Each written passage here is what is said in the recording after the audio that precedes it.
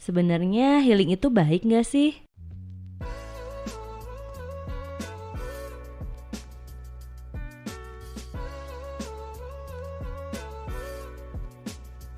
Hai, Assalamualaikum. Kembali lagi di podcast Positif Istri bersama Lulu dan Leni.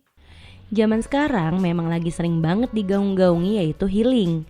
Katanya kalau capek walaupun dikit itu butuh healing. Jenuh sama aktivitas rumah tangga inginnya juga healing. Lagi burn out karena urusan kerjaan butuh healing juga. Apalagi kalau sedang ada di toxic relationship. Lalu kamu ngerasa butuh self healing. Dan masih banyak lagi alasan akhirnya untuk bilang lagi butuh healing. Aku dan Leni pernah dapat cerita dari salah satu teman di Positif Istri. Katanya capek banget sama aktivitas di rumah tangga yang gitu-gitu aja. Inginnya me time, padahal sudah me time jalan-jalan sama keluarga. Tapi katanya kurang dan ingin menyendiri lagi karena lagi butuh self healing. Apakah benar-benar healing atau justru ini mencari alasan untuk bebas dari rutinitas? Nah, healing ini lebih dikenal lagi karena banyak dari anak muda sekarang atau kita bisa bilang generasi Z sudah mulai menyuarakan bahwa mereka sangat membutuhkan self healing. Bahkan sampai pernah ada di Twitter, kuliah gak penting karena butuh healing. Nah, rame banget tuh. Hati-hati, karena katanya anak muda zaman sekarang itu generasi manja. Walaupun sebenarnya juga paling kreatif dengan perkembangan zaman yang sudah serba teknologi canggih. Walaupun kita bukan generasi Z atau anak muda zaman sekarang, atau mungkin di sini ada juga sih pendengar kita yang generasi Z, bisa jadi. Hanya sebagian dari kita yang sudah menikah, punya anak, juga ikut-ikutan untuk selalu bilang butuh healing. Jadi sebenarnya aku butuh healing atau enggak sih?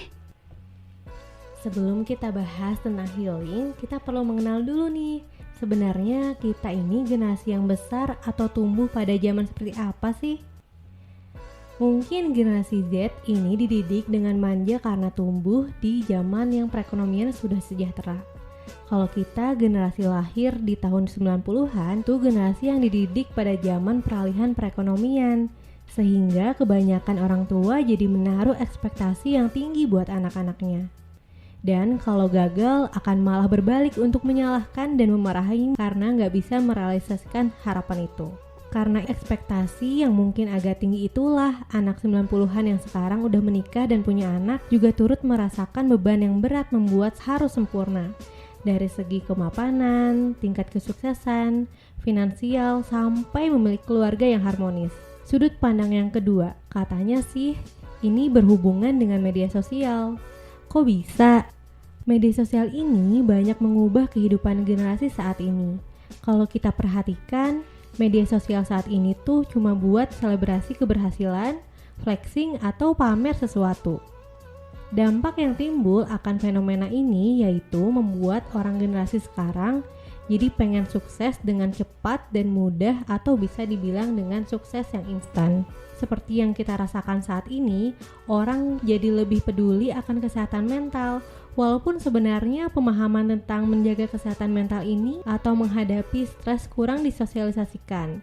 Apalagi kita kan nggak ada ya di bangku sekolah tentang pelajaran tentang kesehatan mental ini, mungkin kecuali bagi orang-orang yang ngambil jurusan psikologi misalnya. Jadi healing itu bukan masalah baik atau enggak, tapi gimana kita menanggapi situasi healing itu. Karena bisa jadi memang butuh healing kan, tapi sebenarnya butuh cara lain juga untuk menanggapi keadaan stres yang sedang dirasakan. Generasi sekarang lebih melek tentang kesehatan mental. Jadinya ketika ada gejala yang muncul, dulu dianggapnya sepele, sekarang bisa jadi ujung-ujungnya malah self-diagnosis atau malah merasa butuh penyelesaian dengan bantuan psikologis. Mencari suatu upaya untuk menanggulangi situasi stres yang menekan akibat masalah yang dihadapi. Dengan cara melakukan perubahan kognitif maupun perilaku guna memperoleh rasa aman dalam dirinya sendiri. Lalu solusinya apa sih untuk menghadapi stres? Nah, banyak orang menganggap healing itu berarti harus liburan ke suatu tempat atau refreshing ke alam atau ke tempat wisata apapun. Sebenarnya itu juga nggak sepenuhnya salah, tapi cara menghadapi stres nggak cuma dengan liburan seperti itu kok. Tentunya banyak hal mudah yang bisa dikerjakan. Gak semua stres harus healing, dan gak semua healing karena stres. Healing adalah salah satu metode dalam penanganan masalah. Salah satu yang lain yang bisa dilakukan dengan cara fokus buat ngurangin stres itu, atau nyelesain masalah dengan mengalihkan perhatian kamu dari sumber masalah itu. Ada banyak yang bisa dikerjakan seperti meditasi, journaling, mindfulness, nangis bahkan, atau bahkan curhat ke orang yang bisa bikin kamu nyaman. Ya intinya adalah berfokus untuk mengurangi stres atau menenangkan diri sejenak. Tidak ada salahnya kok jika ingin healing, berlibur ke suatu tempat, bahkan sesekali itu diwajibkan untuk menyegarkan pikiran kita yang mungkin udah stres banget. Tapi balik lagi, gak semua permasalahan atau stres yang kamu hadapi itu harus ditangani dengan healing. Fokuslah pada pengendalian emosi agar terkontrol dengan baik emosi kamu. Nah, buat teman-teman yang merasa sendirian dalam perjuangan menjadi istri dan ibu, terus juga lagi butuh healing nih karena tidak punya support group yang positif, yuk kita kuatkan peran kita bersama. Ikuti program Positive Circle untuk kamu yang merasa butuh lingkaran positif dalam menggapai ridho Allah. Ini bentuk kajian mentoring rutin yang membahas tentang empowered woman dan akidah ketahanan keluarga dengan mentor-mentor yang akan membersamai kita.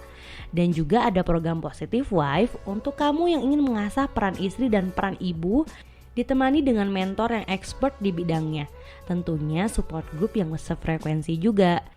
Yuk ditunggu bergabung di Positive Istri. Sampai jumpa di podcast selanjutnya. Assalamualaikum warahmatullahi wabarakatuh.